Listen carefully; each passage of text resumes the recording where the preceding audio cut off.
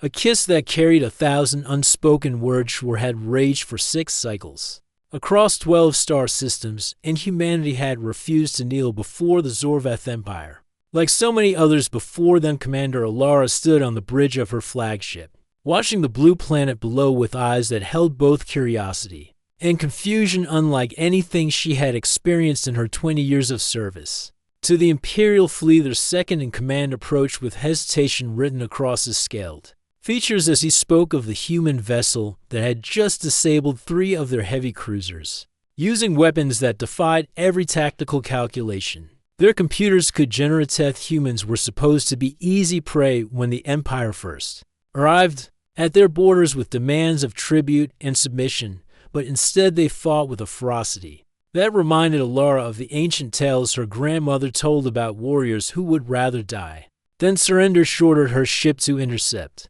a damaged human corvette drifting near the debris field of what had been a brutal engagement just hours before, and as they brought the crippled vessel into their hangar bay, she wondered what kind of creatures could withstand plasma fire that would vaporize most known species. Hangar doors opened and her soldiers surrounded the human ship, with weapons ready as the airlock hissed and released a single occupant, who stumbled out with burns covering half of her flight suit. Human was female and young, with dark hair matted with blood and eyes that blazed with defiance. Despite her injuries, as she raised her hands not in surrender, but in a gesture that suggested she was still dangerous, even Anar Metalara descended from an observation platform to meet this human face to face, and as she drew closer she noticed something that made her breath catch in her throat, which was how human this alien actually appeared. Despite the differences in skin tone and the strange fragility of her Vermeeth, human spoke in a language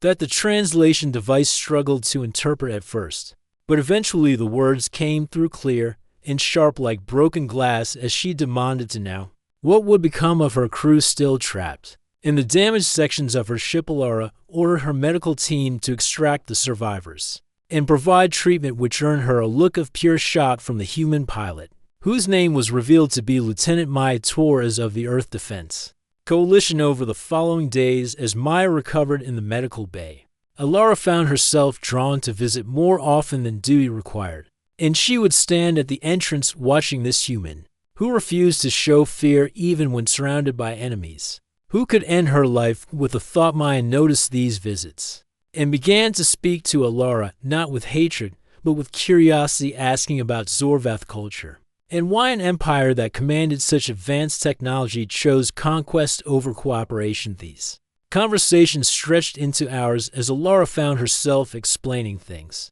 she had never questioned before about how the empire believed strength was the only true virtue, and how species that could not defend themselves deserved to be ruled. Maya listened without judgment, but when she finally spoke, her words cut deeper than any weapon, as she asked if Alara truly believed that, or if she simply repeated what she had been taught, without examining whether it was actually true. The question haunted Alara through her duties as she commanded fleet movements and coordinated attacks on human positions, because somewhere in the back of her mind, a small voice had begun to whisper that perhaps the Empire was wrong. Started to notice things she had ignored before, like how her soldiers spoke with barely concealed contempt about the species they conquered, and how the tribute worlds lived in poverty, while the Imperial core worlds grew fat on stolen resources. Maya was scheduled for transfer to a prison facility on the Empire homeworld, but Alara found herself delaying the order day after day with excuses about gathering intelligence,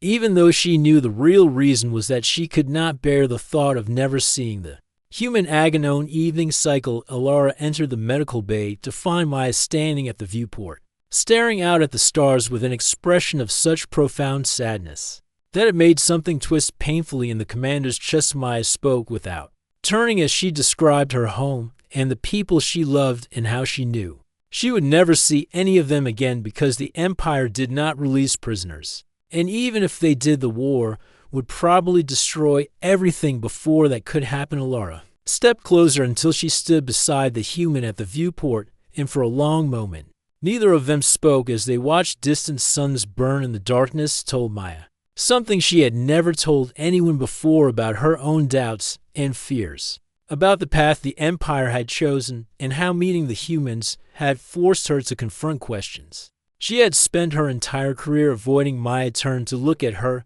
and in those human eyes Alara saw understanding and acceptance and something else that made her pulse quicken in a way that had nothing to do with combat readiness. The next day brought news that changed everything, as reports flooded in about a massive human counteroffensive that had broken through the Imperial lines in 3 sectors simultaneously, with tactics that suggested they had been studying Zorvath military doctrine and found every weakness. High Command ordered Alara to execute all human prisoners as a reprisal, and when she received that command she felt something inside her break cleanly like a bone snapping under too much pressure. Esh stood on her bridge with the execution order displayed before her, and every member of her crew waiting for her to give the command that would condemn Maya and 47 other humans to death. But instead of confirming the order, Alara turned to her communications officer and told him to open a channel to the human fleet.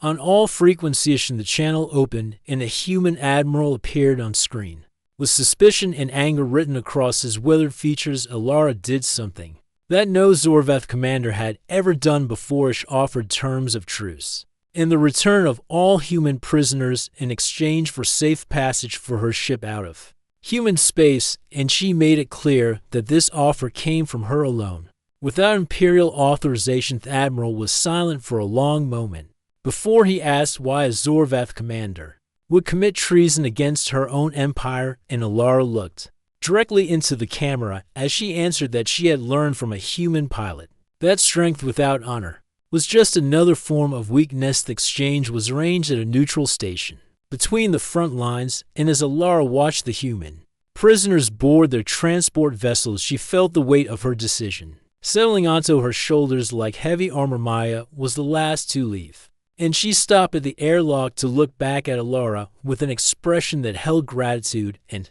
regret and something deeper that neither of them had the words to express. Alara crossed the distance between them in 3 long strides, and before she could question the impulse or consider the consequences, she pulled Maya close and pressed their lips together in a kiss that carried everything she could not say. Maya responded with equal intensity, her hands coming up to grip the front of Alara's uniform as if she could hold onto this moment and keep it from slipping away into memory. When they finally broke apart, both of them breathing hard, Alara whispered that she hoped the human would survive the rest of the war, and Maya smiled with tears in her eyes as she replied that she hoped Alara would find a way to survive the consequences of her choice. Of transport departed, and Alara returned to her ship knowing that her career was over, and possibly her life as well, when the Empire learned what she had done. But as she stood on her bridge and gave the order to set course for the outer territories where Imperial control was weakest, she felt something